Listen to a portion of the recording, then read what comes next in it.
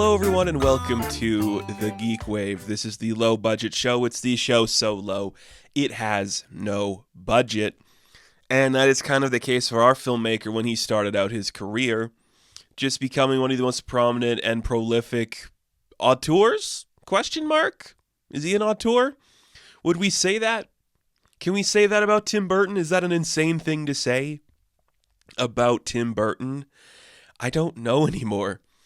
It's weird. We're talking Tim Burton today. That's what we're doing. He has a new film coming out, a big deal, which is Beetlejuice, which we'll be talking about when that movie is released. But I needed to talk about him.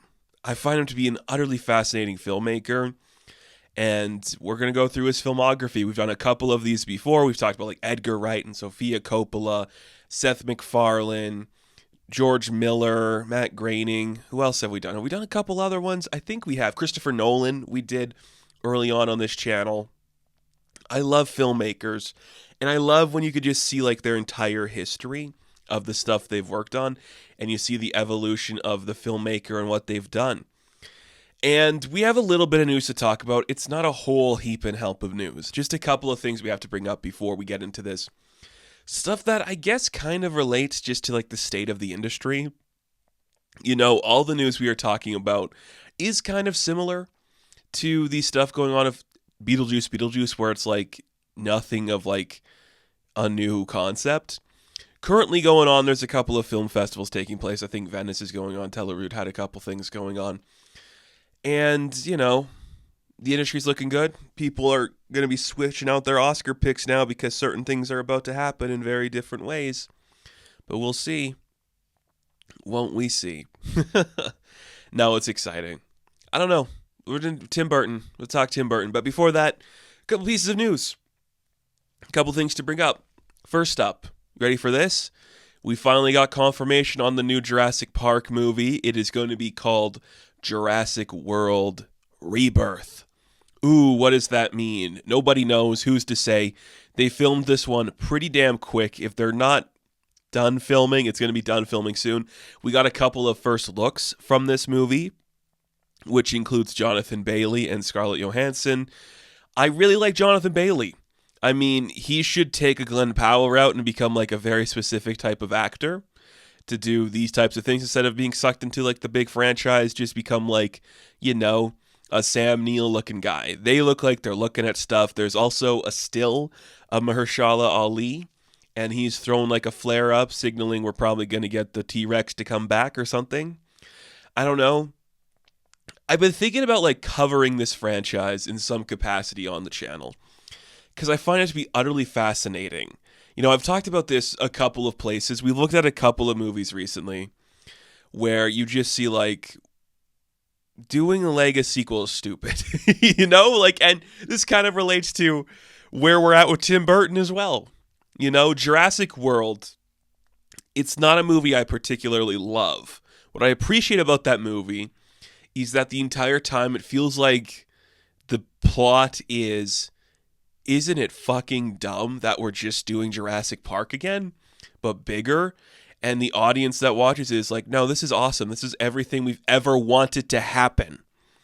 I just find it amazing. So we've had 4 original Jurassic Park movies, 3 of them in the Jurassic World series. All right, that's not wrong. There was 4 or was there 3 of the original Jurassic Parks?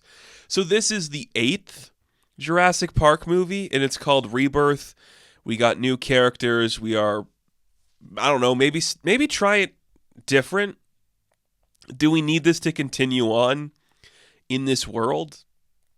Like, what are they going to bring to it? I don't know. Dinosaurs sell. I love dinosaurs. Whatever works. It's interesting, you know? It's kind of messy, but it's interesting. So, could be good. Could be good. Maybe it will be good.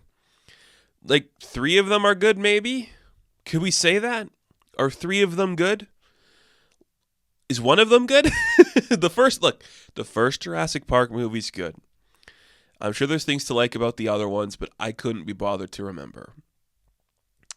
Jurassic World, I think, is interesting. I guess closer to the release of the movie, we'll talk about them. But something we're definitely going to talk about when the movie comes out, because we've done episodes on every previous iteration, is our next piece of news, which is we got our first trailer for Sonic the Hedgehog 3. We have talked about Sonic a lot on this channel. We watched Sonic 2, and I did an entire episode of the GeekWave, like, who could they bring into the next one? Who could they do after Shadow? We talked about the Knuckles TV show when that came out. A show I despise and I think is stupid, and it was pointless, and definitely feels like of a different era of streaming where we could just make crap. I know, but it does. But now, Sonic the Hedgehog 3. Shadow's here. He is Keanu Reeves. And he doesn't have a gun yet, but maybe he'll get one. But he does have Maria, and Maria's probably going to die, which would be pretty sick. They have to do it, right? That's not something you can, like, hide away or shy away from in this movie because it's the thing everybody wants from this movie. Right? They gotta do it. Also, Jim Carrey's playing Gerald Robotnik. Is that what it is? I think he's playing him. It's hard to tell, but hey, man, if this is like the last franchise that's going to let you get crazy and do like your wacky 90s thing, you found a good one to stick to, man. I can't fault you for that. Can't fault you for that. So that's kind of cool. It looks pretty good. Like, these movies are harmless to me. They are pretty good adaptations because if you kind of think about it, Sonic is sometimes set in like the real world.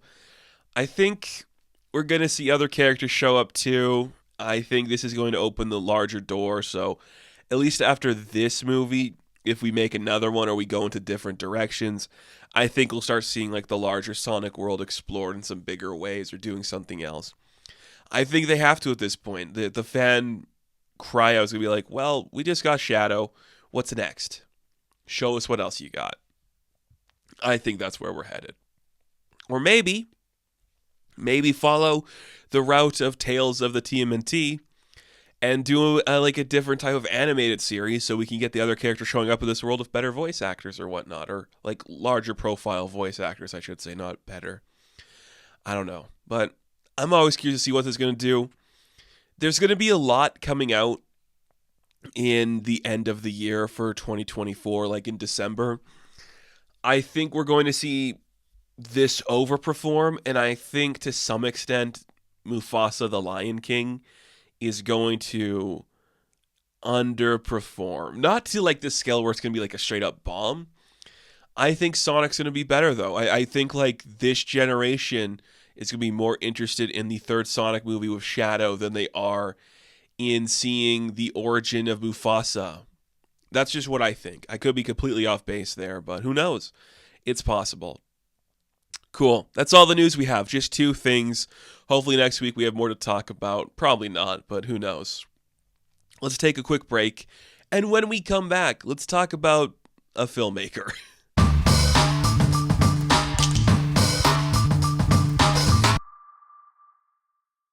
Tim Burton. That's right, folks. We are talking about, I know I said at the beginning of the show, an auteur. Can you say that? Or does he just have a distinctive style? I don't know.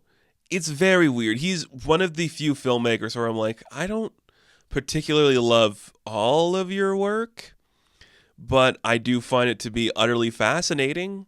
The stuff that you have made and the stuff that you continue to do. Very interesting. I don't know. I've always had mixed feelings about Tim Burton. Just like personally, his work, it's just very mixed to me. And it's not because I think any of it's like, oh shit, this sucks. It's just stuff that I either am annoyed by or have no desire to experience or have in my life more than like a passing fancy, you know? But he might be, and I say this loosely, I think he's like to a specific generation, like a young person, he would be like a director that you know the name of right away, right? I think if you're like growing up from the 90s and the 2000s like I did, you are familiar with the name Tim Burton. It applies like a certain level of mysticism to the film, whether that be like gothic adventure, just like insane designs and costume work, and a very like old school approach, very schlucky at times. I think he is a name that a generation grew up with, and they admire that, which makes sense. He's kind of like baby's first like director, if that makes sense at all, where you just start to realize like, yeah, this is the name you're going to grow up understanding. If you grew up in the 90s, the 2000s, 2010s, you are aware of Tim Burton. He becomes like one of the guys you're aware of. Maybe because he makes a lot of like family-friendly films with like properties people know, and that just becomes like his staying power. The other thing about Tim Burton as well is he makes a lot of movies based on already existing IP. He has his originals, which they're good. He's got a few of them, and they're very interesting. And, the homages he makes to, like, classic stuff and all that. But he is a guy who, especially in, like, the later part of his career, right? He gets really into this idea of, I'll be the journeyman, I still got like a vision and style, and if I play ball long enough, maybe they'll let me do like my weird passion projects. But then his weird passion projects are just developing stuff that he liked as a kid. He is a really good embodiment of the goth kid growing up in an era where figuring out what that meant was challenging. He is an older gentleman. That's safe to say. He's in his 60s, okay? And it's not that he's like super old, but he is a guy that is of that era where you still have to behave a certain way. There's a certain expectation of what men could be. And when you perceive yourself as like a little weird dorky kid who's like obsessed with black and white creature features and sci-fi movies, and you love the Addams Family so much, you get a certain like reputation, and people perceive you a specific way. And I think a lot of his early career is showing you how much he hates who he was, or like what suburbia is. I know I'm not the first person to have that take, but a lot of his early movies, I think even Pee-wee, Beetlejuice, Edward Scissorhands, Ed Wood, maybe even Sleepy Hollow a little bit, they're all movies about a guy trying to escape, or even just being like an outcast in like a normal world. And that's clearly why you get a sense like he was frustrated in certain elements of his young life. You definitely get the sense that's why he became like an animator. You might not know this about Tim Burton. He did start off as like an animator for a little bit. So he was one of the guys that did like key animation stuff for like The Fox and the Hound, that movie, The Black Cauldron, which, look, I love The Black Cauldron. We should talk about that movie at some capacity. The movie's awesome. Wikipedia says he did some animation for Tron, which is pretty freaking sick. I like all that stuff. I like all that stuff a lot. Like, he was one of those guys, you hear about a couple of them too. I think Brad Bird's another one of those guys where they worked on early Disney stuff, and they developed like the formula that gives you like the interesting you want there. He liked all the early animators from Disney. He's like, I can take that and maybe multiply it in different ways, until he became the old guard, and like the old guard we don't really have regard for anymore, which is crazy. I don't know. I don't really put him in like the same category as guys like Robert Zemeckis either, where there's just like you make iconic films that stand the test of time, and now you just want to like play in the like your own sandbox and like develop new shit. That's what Zemeckis wants to do. He wants to make like a weird Pinocchio movie with like weird technology and stuff. That's not Burton.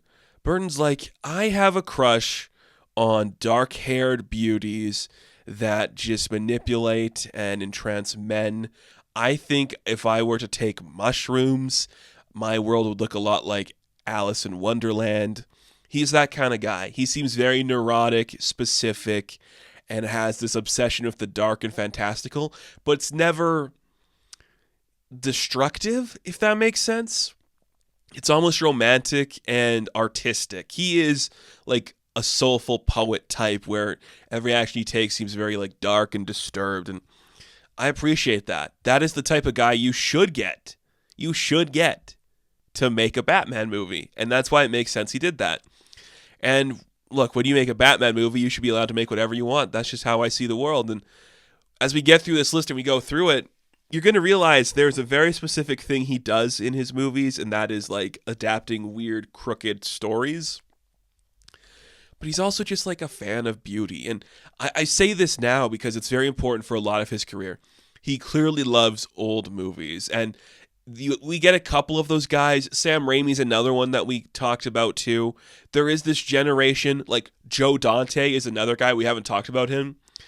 But you grew up watching like the Corman movies. You got your start doing Roger Corman. You watched all like the old school. John Carpenter, another one. I don't think we've talked about Carpenter a lot. We've talked about him on Movie Tales, but the guys that would watch Universal Monsters and be like, Frankenstein's awesome.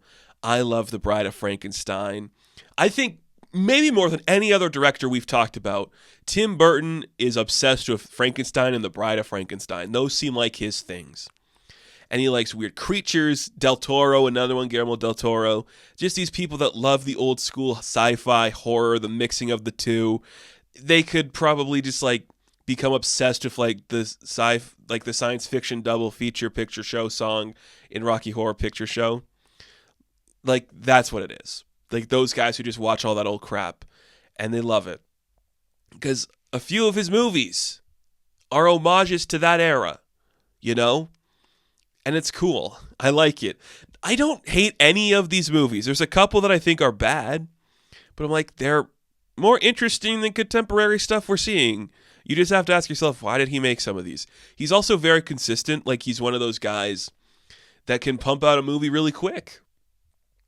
We're also going to talk about some of like the other stuff he worked on that his name was attached to, because I'm looking at the list that is from Wikipedia here, and you know, we'll get to it when we get to it, but there's a couple like stop motion things because he is like a guy who worked on all that stuff. He's an animator at heart, and that really plays into effect when he makes like a Seussical looking movie. So I guess we should start with his first big feature, which was Pee-wee's Big Adventure. A very specific movie that I really don't know if it's going to hold up to like this audience. Pee-wee Herman is a character that I know because I watch all this shit and I'm like integrated into all this crap. But if you don't know that, does this movie mean anything to you? Like, we don't have actors today that like fully form a character that they play in movies.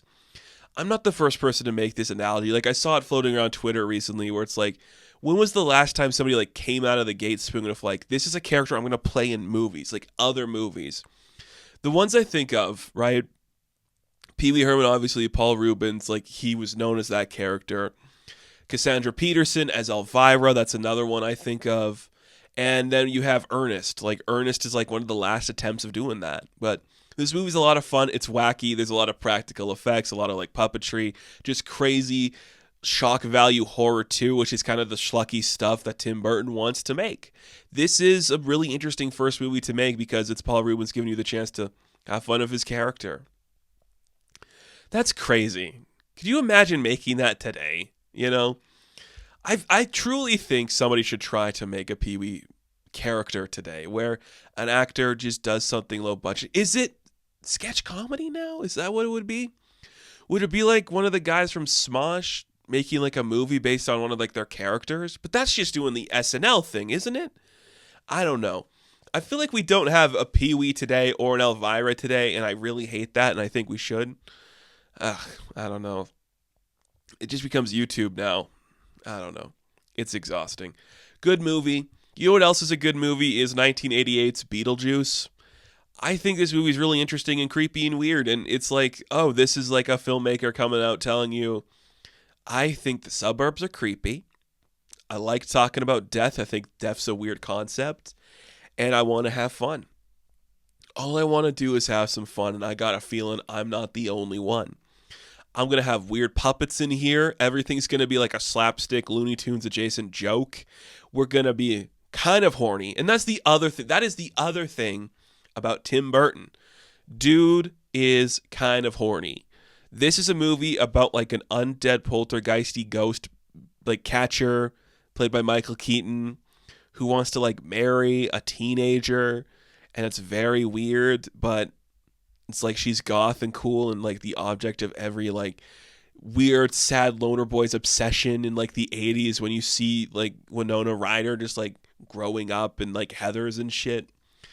I don't know. It's fucking awesome. Look, it's Beetlejuice. It's an iconic character. It's really fun. It's a silly movie that makes no sense. And it's another thing, I wonder if it holds up to another generation. So these first two movies I talked about, a good gauge for me on this stuff is watching these things with my sister. Now, my sister, I'd say, she's not a normie. She likes her stuff. But these are two movies where I'm like, the jokes work for me. I'm laughing my ass off at the jokes, and I'm just impressed with like the visual gags. Two movies I know she doesn't like are Beetlejuice and Pee-wee's Big Adventure. Two movies that don't work for her. So I'm like, she is a year older than me. Does that mean I am of this generation that doesn't care about the early Burton stuff? Has no nostalgia for it? I don't know. I think we're kind of seeing that. I do think we're kind of seeing that. And then look, he makes a couple big movies for Warner Brothers. They let him make a Batman film. And some might argue it's the best Batman film ever made. Is it? I don't think so. That's not me saying it's bad. This is a great movie. It is exactly what a superhero movie should be. It's like Sam Raimi doing Spider-Man. It is taking a guy who knows comic books and is a weird obsessive nerd and letting them have fun in that world, which is exactly what needs to happen. And it's a whole other conversation we could have about like the lost art form of adapting a comic book. But it feels like a lived-in world. The lighting just looks so specific and different. It's a really cool creative movie, and it feels just like an homage to like classic noir, and it's like a weird, scary, stupid world. You're like, Beetlejuice is Batman now, okay, Jack Nicholson's in this, okay.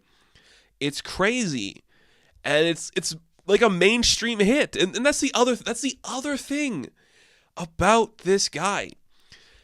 They're mainstream hits. These movies are for mainstream people. They're talking about like weird stuff where it's like, are you familiar with like Ed Wood, who made that terrible movie that nobody knows? Well, people like it.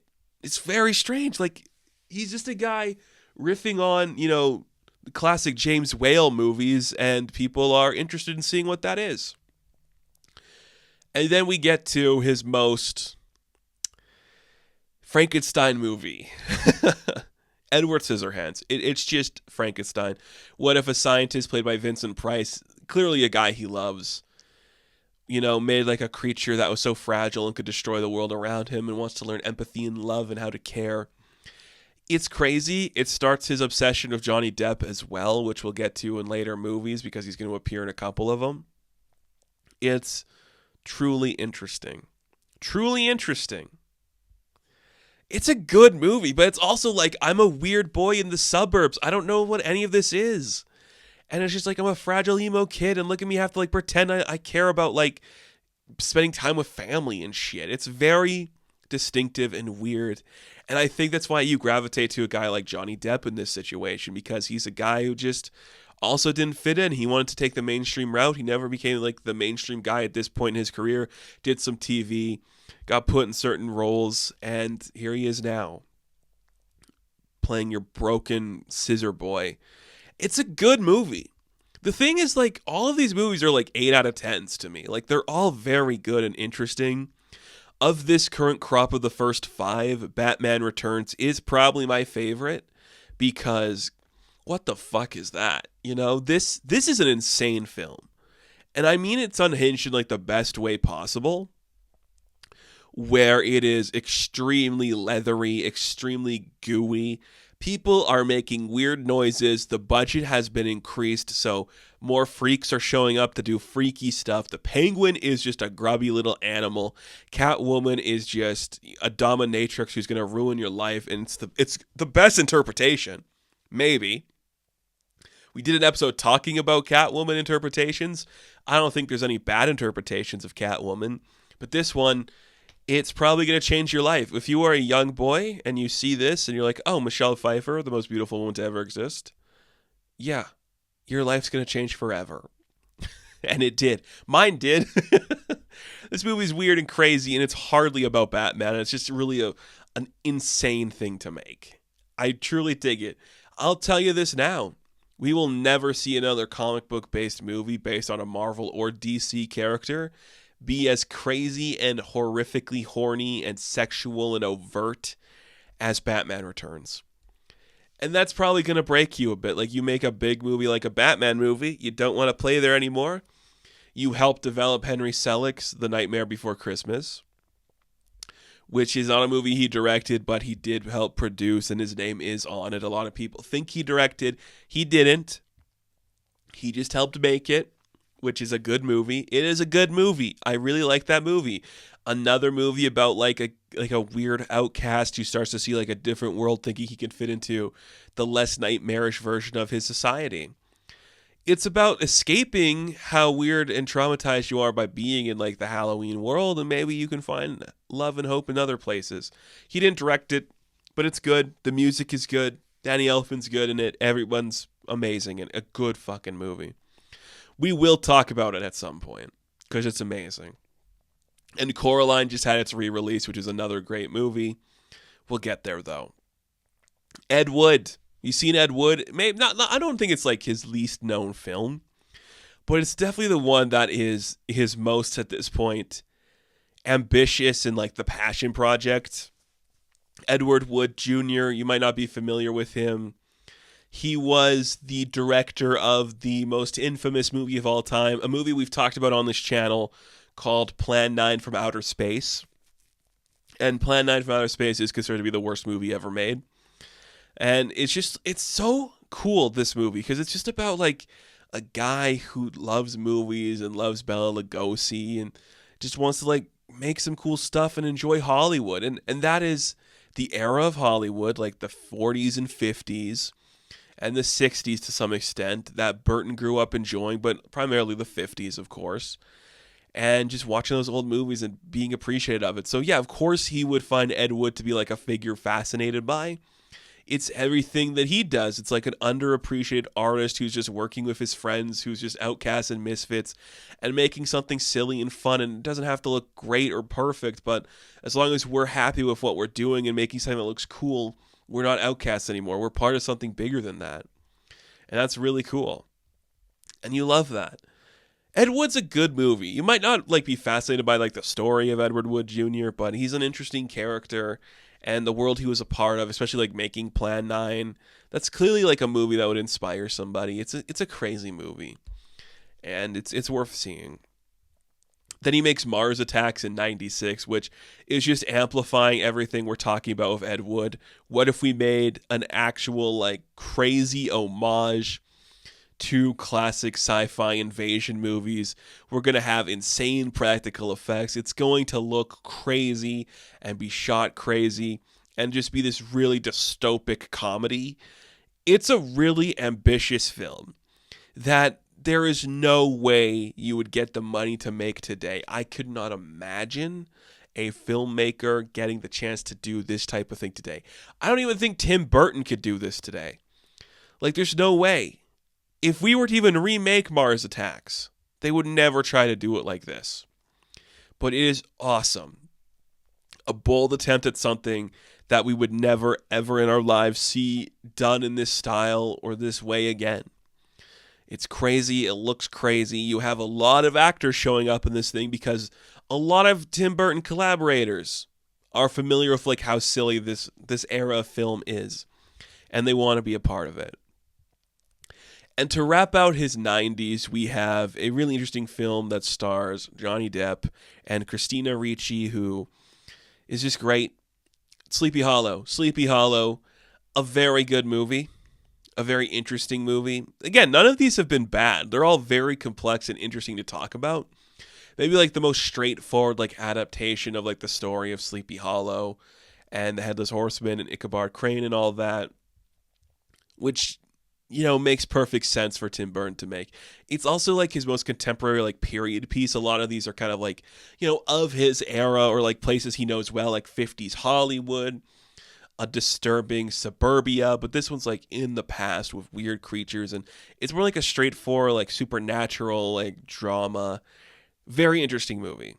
It is a very interesting movie that brings his 2000s to an interesting place where none of these movies are bad. They're just all like interesting and complex. And as a kid, you'd be fascinated by watching any of them. They'd all be very interesting to you.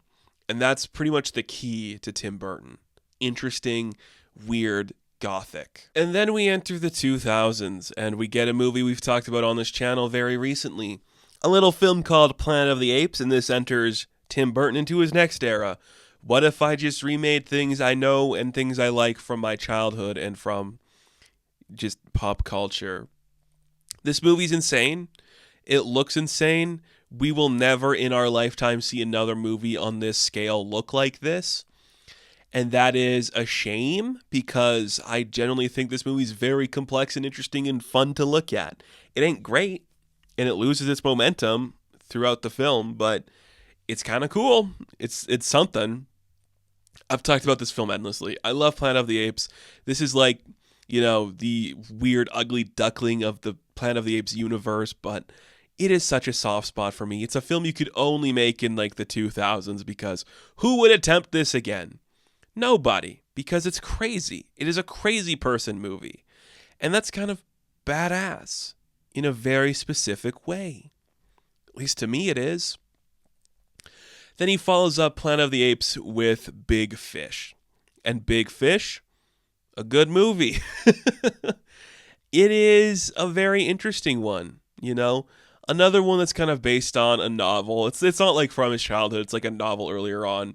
But he's like, I can do something fantastical. This is kind of like a larger-than-life story about like a dad who over-explained his life to his son. And the son coming to terms with like everything his father did or said or talked about in some capacity. It's lovely. It's another kind of like escaping the mundanity of life and seeing the world in like a more absurdist, loud way, which is another influence on Burton, another thing he likes to talk about. But it's a little more like of the drama and fantastical side of things. It's a little more just like basic narrative, but it's not a basic narrative. This movie goes into some crazy directions and looks very beautiful, very heartwarming.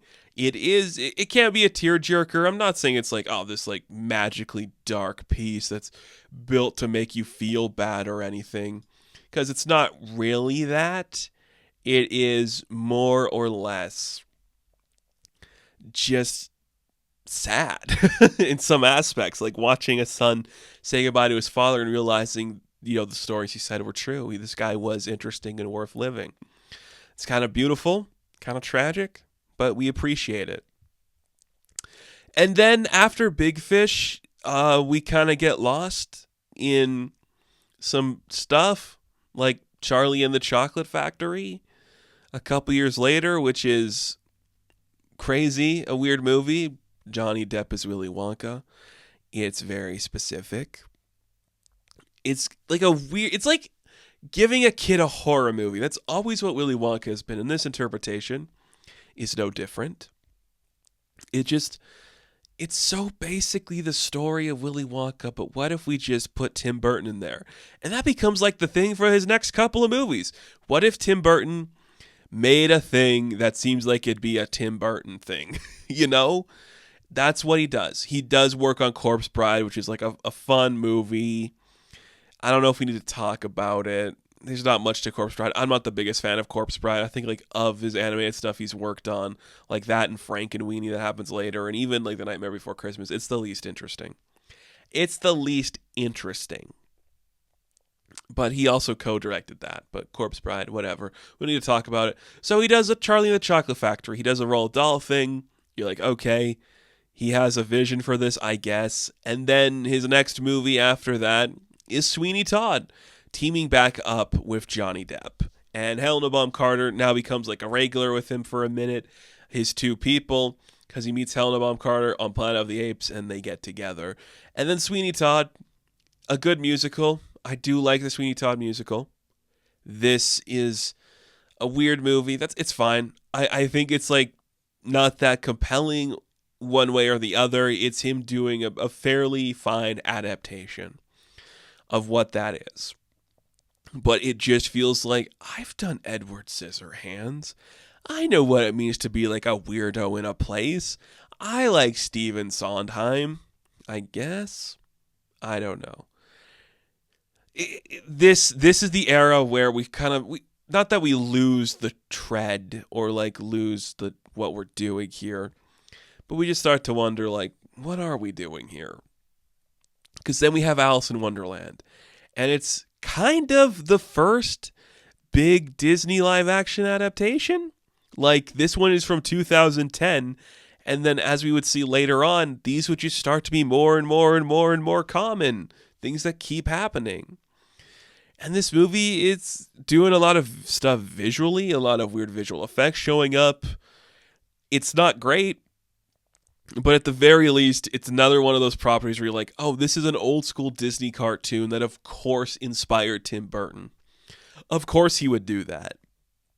And when we get to him doing another live action adaptation, of course that's another one he would do. It's just his straight up brand of craziness. But this is a weird little movie. I say little, it's a big weird movie.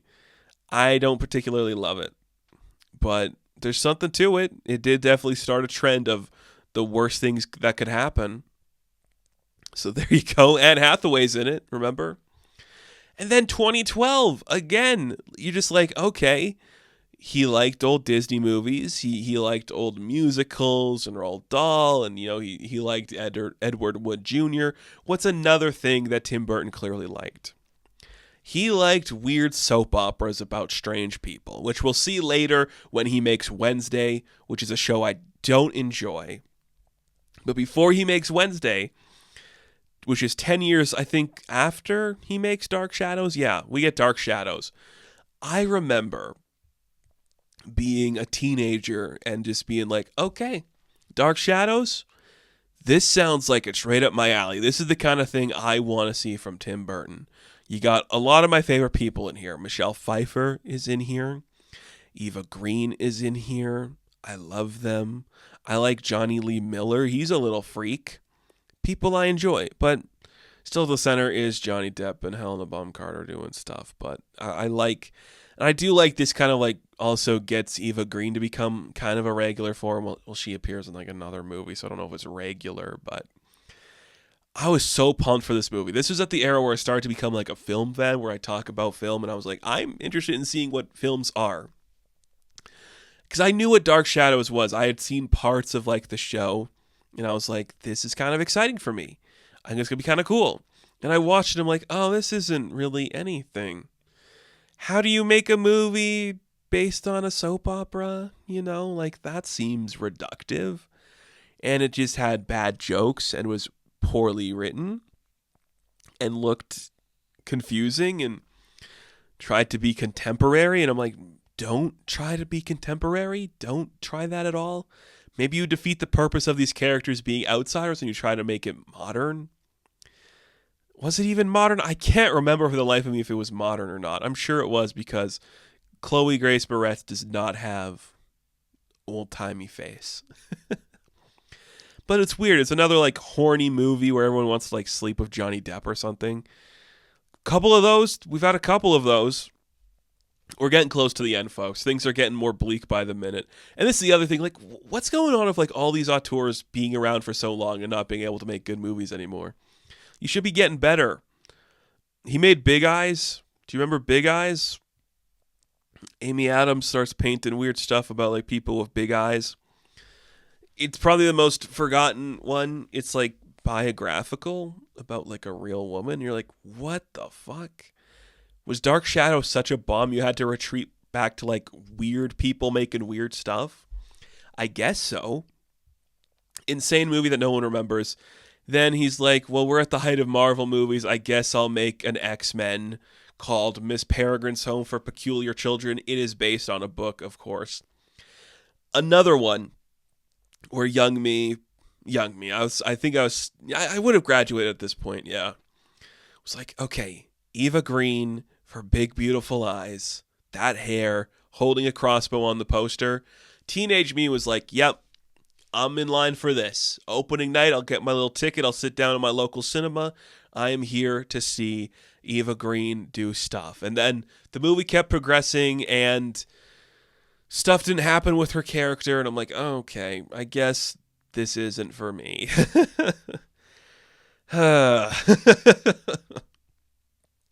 Boring and ugly and stupid. And opens up another conversation we have to have, kind of. Is Tim Burton racist? It's been a topic that people have talked about for a while. His characters very seldomly feature people of color.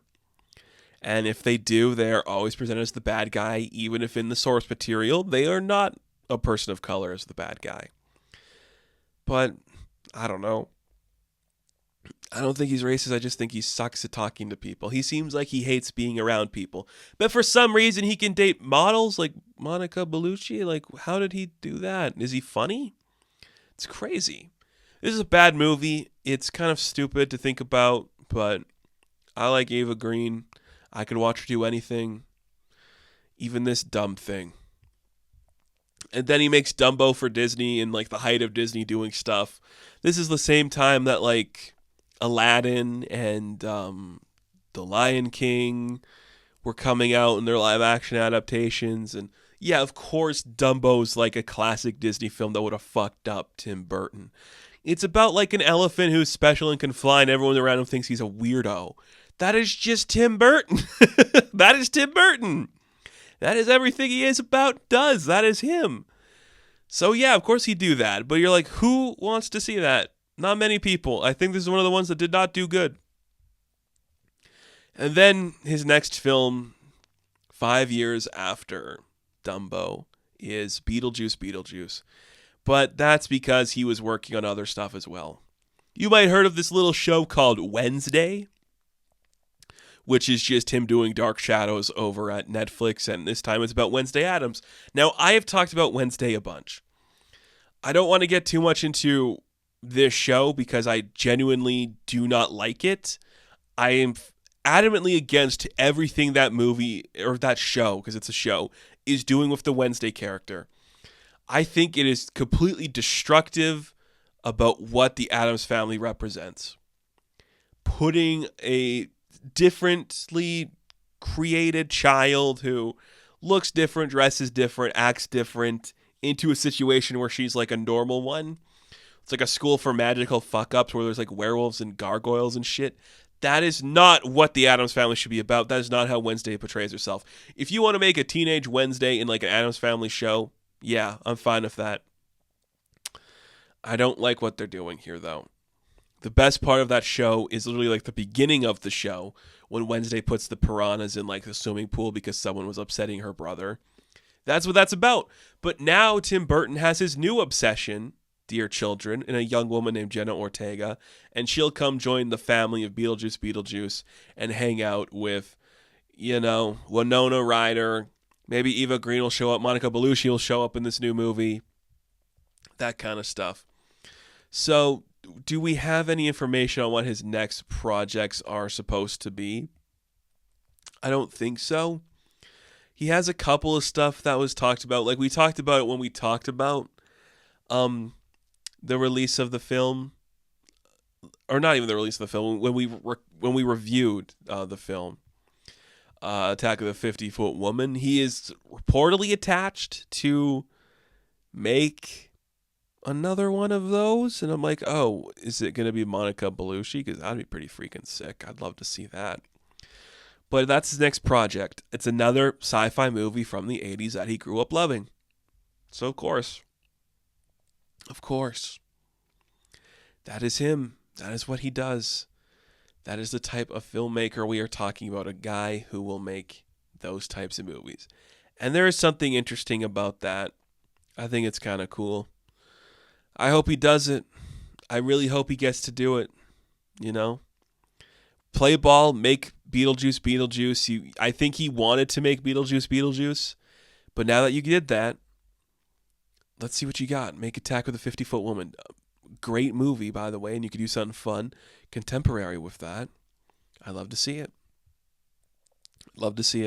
So, we have a filmography. None of the movies are fully bad except for maybe like Dark Shadows and Miss Peregrine. But of the list, I'll say this. My favorites would be Batman, Edward Scissorhands, Batman Returns, Ed Wood. That's it? I thought there'd be more. Like, those, I guess, are my top ones. But I like Planet of the Apes. I like Sleepy Hollow. I like Mars Attacks. I do kind of enjoy Sweeney Todd. I like Big Fish. Dumbo was crazy, but it's fine. I don't know. Pee-wee's fine, too. Beetlejuice is a good movie. Batman Returns is probably the best one, though, right? Ed Wood? I don't know. Which one would I pick? I might go Edward Scissorhands, actually. I don't know. Early 90s, where he's like a weird 30-year-old trying to figure out life. Good movies. Tim Burton, a good director. I don't know if he's an auteur, but he's crazy. And we got to appreciate a crazy guy making a crazy people movie. We rarely see it these days. So, folks, that is the filmography of Tim Burton. Please let me know what your favorite Tim Burton movie is. I'd be very curious to find out how he works or operates for a younger generation, and if a younger generation is curious or excited about Beetlejuice. Now, thank you all for watching this review. Be sure to like and subscribe to the channel. As always, you can check me out on Instagram, TikTok, and Twitter. And, of course, I will catch you in the next one. Have fun. Stay safe. Good luck.